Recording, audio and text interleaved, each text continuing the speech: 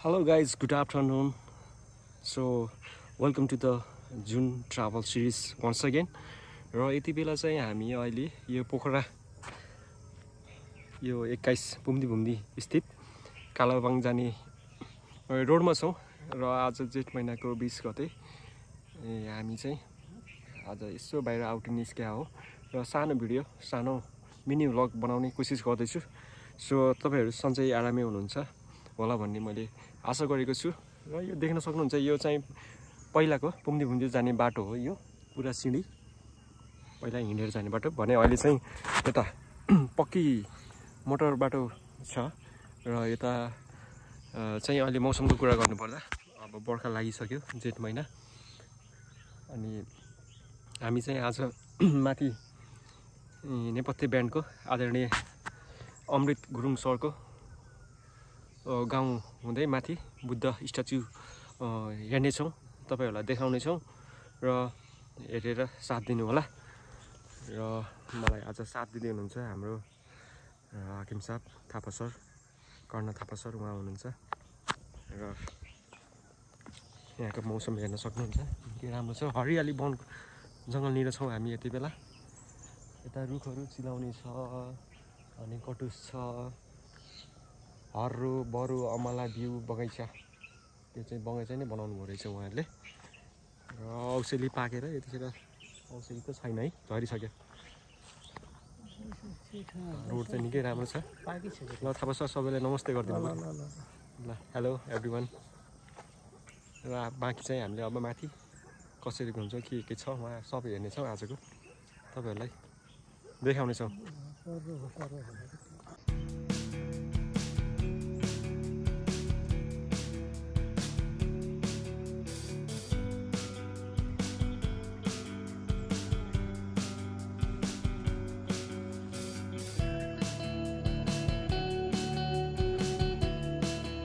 वडा नम्बर 22 रहेछ, सरी है, अघि मैले 21 भने। उन्नत बिउ, असल रुख, हर्रो बरु अमला बिउ बगैँचा, मार्गचोटी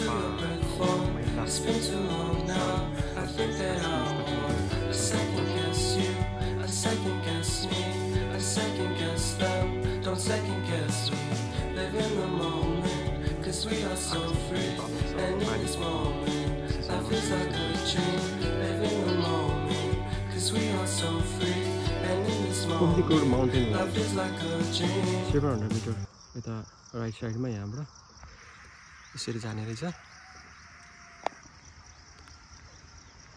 तपाईँ देख्न सक्नुहुन्छ यो पुम्दीको गाउँ, गुरुङ बस्ती हो यो।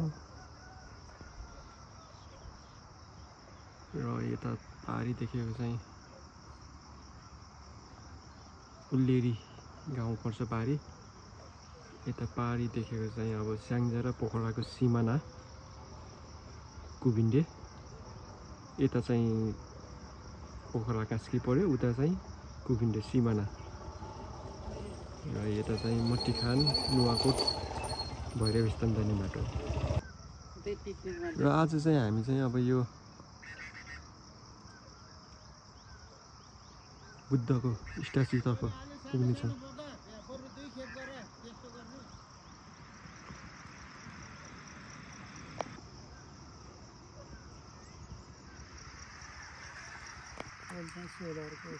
बाटो चाहिँ निकै राम्रो छ, पिच छ है अहिलेसम्मलाई। माथि तारेभिर होइन अङ्कल, यो बाटो जाने तारेभिरै हो। बाइक स्कुटर सजिलै लिएर आउन सक्नुहुन्छ हजुरहरूले यो ठाउँ घुम्न आउनुभयो भने। ल बाँकी दृश्य चाहिँ अब हामी माथि गएपछि फेरि देखाउनेछ। र यति बेला हामी चाहिँ वडा नम्बर 22 घुम्ने स्थित यो ठाउँमा आइपुगेका छौँ। मौसममा आज घाम लागेको छैन, त्यति राम्रो छैन। अब यहाँबाट चाहिँ यो बुम्दीकोट शिव मन्दिर पनि देखिन्छ है अहिले पोखराको। पर्यटकीय गन्तव्य स्थलमा यो पहिलो नम्बरमै पर्छ होला। देश विदेशबाट धेरै पर्यटकहरू यो ठाउँ घुम्न भिजिट गर्न आउनुहुन्छ। र यता चाहिँ यो देखिएको चाहिँ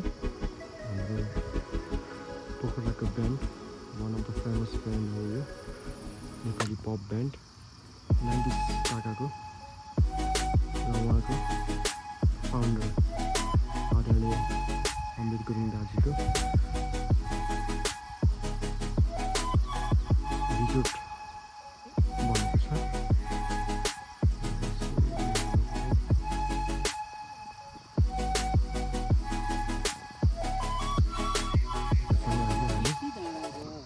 नवनिर्मित यो बुद्धको स्ट्याचुतर्फ पुग्नेछौँ।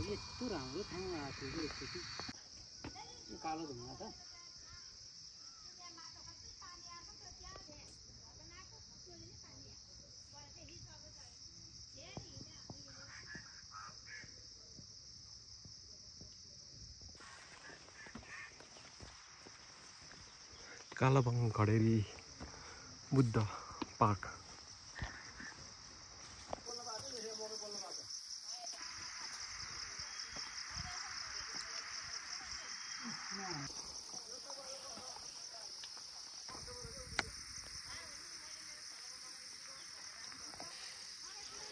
बाटो चाहिँ निकै ठाडो छ है, धेरै हाइटमा आए जस्तो देखिँदो रहेछ यहाँबाट।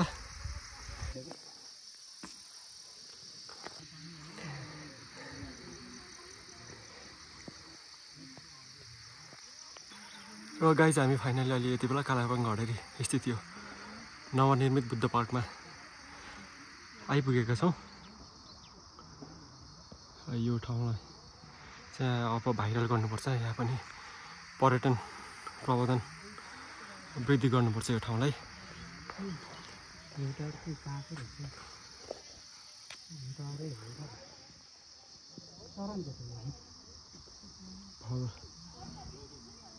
बाह्र भएर धार्मिक स्थल पानीको मुहान पनि छ र यहाँबाट हजुरहरूलाई मैले दृश्य देखाउनेछु।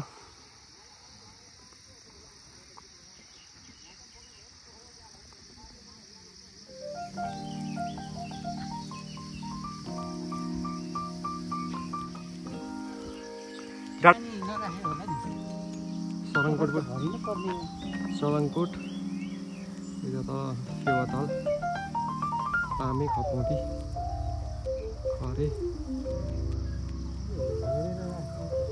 अन्नपूर्ण केबल टावर पनि उतै पर्छ होइन। यता पारी चाहिँ देखियो, अब हिमाल चाहिँ देखेको छैन आज।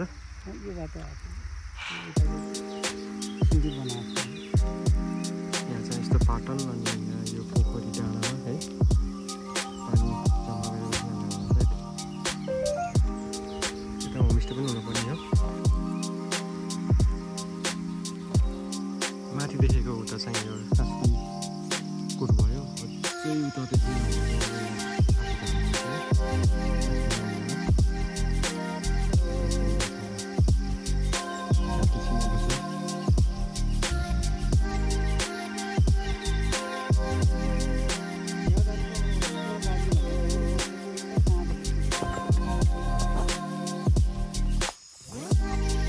हामी चाहिँ यति बेला यो बुद्ध पार्क भ्रमण गरेर यता तल फेवातालको दृश्य अवलोकन गर्न जाँदैछौँ। पुरानो गाउँघरको डिजाइनको टाइपको रहेछ घुमाउने घर। यस्तो त अब देख्न बिरलै पाइन्छ होइन, यस्तो घुमाउने घर।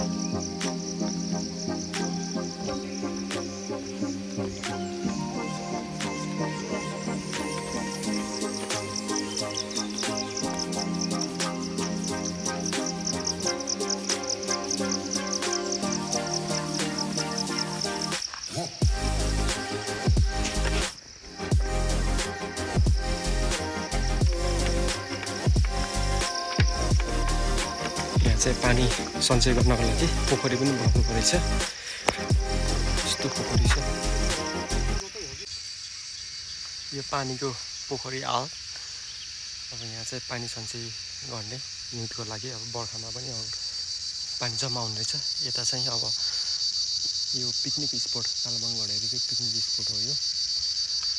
अनि यहाँ चाहिँ एकदम राम्रो चौतारी पनि छ है, शीतल ताप्नलाई गर्मी भयो भने यहाँ बसेर शीतल हावा। यता पछाडि चाहिँ फेवाताल देख्न सकिने। एकपटक अवश्य भ्रमण गर्नु होला यो पुम्दी गाउँ। यता पारी चाहिँ हरियाली वन जङ्गल छ, चराचुरुङ्गीको आवाज। अब हजुरलाई प्रकृति मनपर्छ भने यो ठाउँ अवश्य घुम्नु होला। यस्तो पाटन जस्तो ठाउँ मेरो पनि यो पहिलो अनुभव हो यो ठाउँमा, र आगामी दिनमा म पनि फेरि आउने छु होला। हरियाली वन है।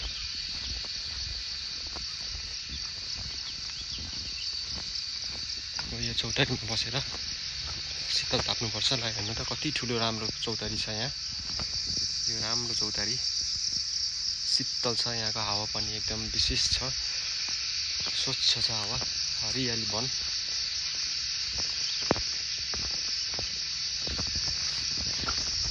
पहिलाको हाम्रो हजुरबा हजुरआमाले रोप्नुभएको चौतारी, यसको महत्त्व निकै छ नि त।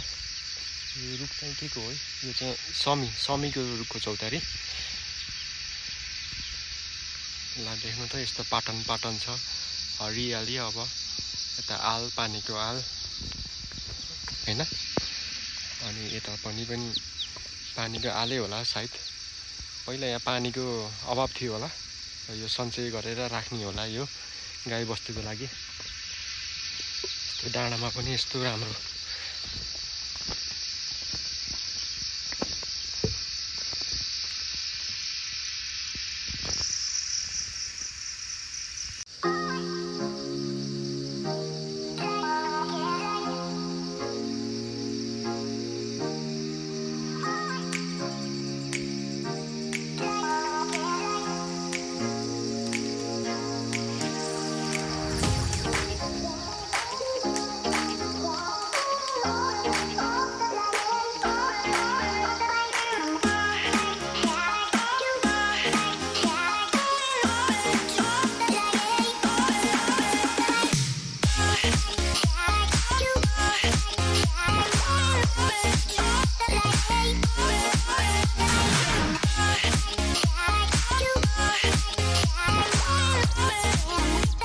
यति बेला हामी चाहिँ अब यो चिसो पाहाड र पुण्डिकोट हुँदै चढेर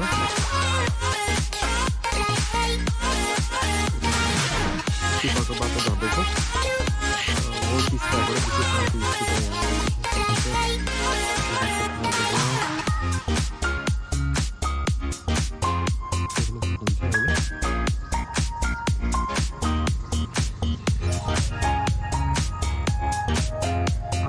त्यति राम्रो फुलेको छैन, त्यही भएर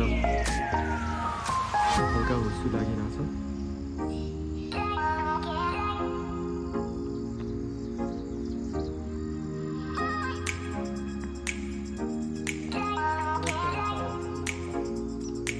पुण्डिकोटको यो शिव मन्दिर हामी माथि चाहिँ पुगेन, धेरै गएर गएको भएर